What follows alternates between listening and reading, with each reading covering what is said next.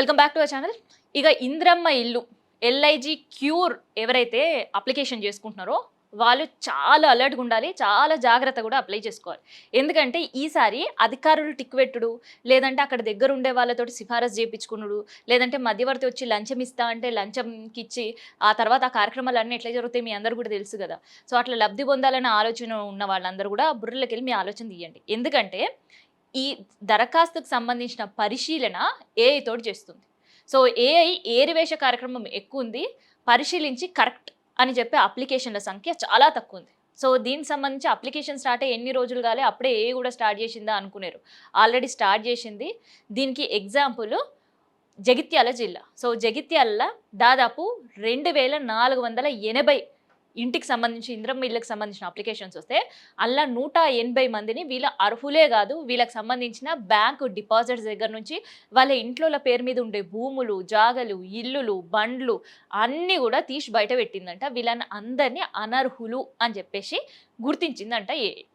So ఇట్లా ఇక క్యూర్కి సంబంధించిన అప్లికేషన్లు ఏదైతే మొన్న అనౌన్స్ చేసిన 16 నియోజకవర్గాల్లో కూడా అప్లికేషన్ వచ్చుడే ఆలస్యం, అధికారులు పని భారం దించుకోవాలి అని అనుకుంటున్నారంట. అందుకనే ఏఐతో ఈ పరిశీలన చేస్తున్నారు. అండ్ ఈ దరఖాస్తులు కరెక్టా లేదా చెకింగ్ సంబంధించిన కార్యక్రమం అంతా కూడా ఏఐ నిర్వహిస్తుందంట. అయితే ఈ ఏఐ నిర్వహించడం వల్ల నిజంగానే దొంగ అప్లికెంట్స్ని తీసి బయట పెడుతుందా, లేదంటే నిజమైన అర్హుల జాబితాల నుంచి తప్పిస్తుందా అనేది అందరికీ పెద్ద ఒక సందిగ్ధం. అయితే ఏఐ 2 పనులు కూడా చేస్తుంది. సో ఒక పని ఇందాక నేను చెప్పినగా జగిత్యాలకు సంబంధించి, ఇంకొకటి ఏంటంటే ఈ ఇంద్రమ్మ ఇళ్ళకి సంబంధించిన వాటిలోనే జాగుండి ఇల్లు కట్టుకునేటోళ్ళు ఉంటారు కదా. సో అట్లా జాగుండి ఇల్లు కట్టుకోవడానికి అప్లికేషన్స్ పెట్టుకుంటే వాళ్ళకి దశల వారీగా ఇస్తుంటారు. అంటే ఒక బేస్మెంట్ కట్టిన తర్వాత పిల్లర్స్ వేసిన తర్వాత గోడలు, తర్వాత రేకులు, తర్వాత మిగతా. సో అట్లా దఫల వారీగా డబ్బులు ఇచ్చేటప్పుడు దాదాపు 14,000 అప్లికేషన్స్ రిఫర్ చేసి, సో ఈ అప్లికెంట్ సంబంధించినవి ఎట్లా ఉన్నాయి చూడమంటే ఆ 14,000 అప్లికేషన్ని రిజెక్ట్ చేసి పడేసిందంట ఏఐ. సో ఎందుకు? సో అంటే 14,000 కూడా నిర్మాణ స్థితిలో ఉండి అప్లికెంట్ని ఎందుకు రిజెక్ట్ చేసిందని అధికారులకు ఏం మైండ్ పనిచేయక అర్థం కాక మళ్ళీ గ్రౌండ్ రియాలిటీ పోయి చూసిర్రంట. సో అక్కడ అర్థమైంది ఏంటంటే బేస్మెంట్ కట్టిన తర్వాత ఆ బేస్మెంట్ పటిష్టంగా ఉండాలంటే అందులో మట్టి పోస్తుంటారు. కానీ ఆ పోసే మట్టి బేస్మెంట్ లెవెల్కి వచ్చినా, లేదంటే బేస్మెంట్ కంటే కొంచెం తక్కువ వచ్చిందనుకో పనులు కాలేవని చెప్తుందంట. బేస్మెంట్ కంటే ఒక లెవెల్ ఎక్కువ, కాస్త కొంచెం ఎక్కువ మట్టి కానొచ్చిందనుకోండి, ఆ కనిపించిన మట్టితోటి ఏం చెప్తుందంటే వీళ్ళు సరైన నిర్మాణం చెయ్యలేరు అని చెప్తుందంటే ఇట్లనే ఉంటుంది. మరి ఆర్టిఫిషియల్ ఇంటెలిజెన్స్ని ఈ అధికారులే నేరుగా వెళ్ళి చూసే సందర్భంలో చూడకుండా ఏ చేతిలో పెట్టి వదిలేస్తే ఇట్లాంటి అవస్థలు అప్లికెంట్స్ నిజంగానే పడాల్సి ఉంటుంది. సో ఇట్లా 14,000 పైగానే అప్లికెంట్ పెడితే 14,000కి 14,000 ఎక్కడ కూడా పనులు జరుగుతలేవని చెప్పిందంట. సో ఆ చెప్పిన తర్వాత షాక్ అయిన అధికారులు గ్రౌండ్ రియాలిటీ చూస్తే ఆహా ఇది నిజమే అని అనుకున్నారు. సో ఇట్లా ఏఐ మాత్రమే కాదు, గతంలో పెన్షన్స్ సంబంధించిన ఫోరెన్సిక్ సర్వే చేసినప్పుడు కూడా వాళ్ళు లైవ్ డిటెక్షన్ సర్వే అని కూడా అంటారు. సో అలా సర్వే చేసినప్పుడు మేము బతుకున్నామని నిరూపించుకోవడంలో కొంతమంది వృద్ధులు ఫెయిల్ అయినరు. పాపం వాళ్ళు బతుకున్నారు, కానీ ఈ లైవ్ డిటెక్షన్లో మాత్రం వాళ్ళు చనిపోయినరు అని పెన్షన్స్ తీసేసారు వాళ్ళకి.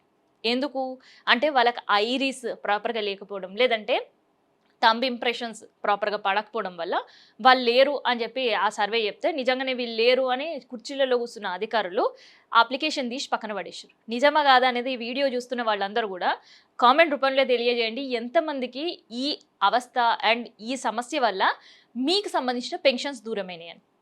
సో ఇట్లా కేవలం ఈ ఇంద్రమ్మ ఇళ్ళ విషయంలోనే కాదు, ఇంకా భవిష్యత్తులో ఈ ఇంద్రమ్మకు సంబంధించిన క్యూర్ అప్లికేషన్ అయిపోవడంతోనే నెక్స్ట్ పథకాల్లో కూడా ప్రభుత్వం ఈ ఏఐనే ఉపయోగించబోతుందంట.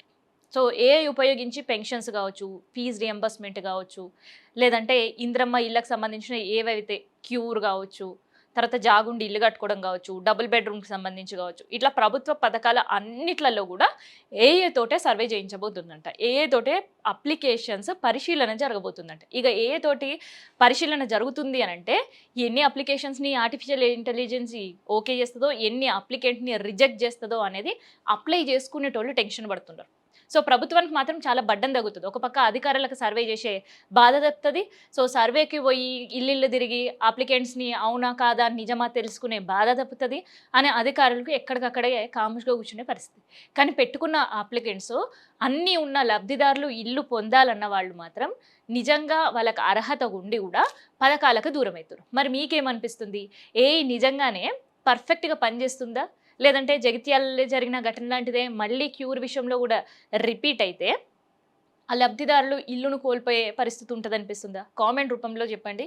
మీకు సర్వే ప్రభుత్వ పథకాల విషయంలో ప్రభుత్వం తీసుకుంటున్న నిర్ణయం ఏమనిపిస్తుంది అన్నది.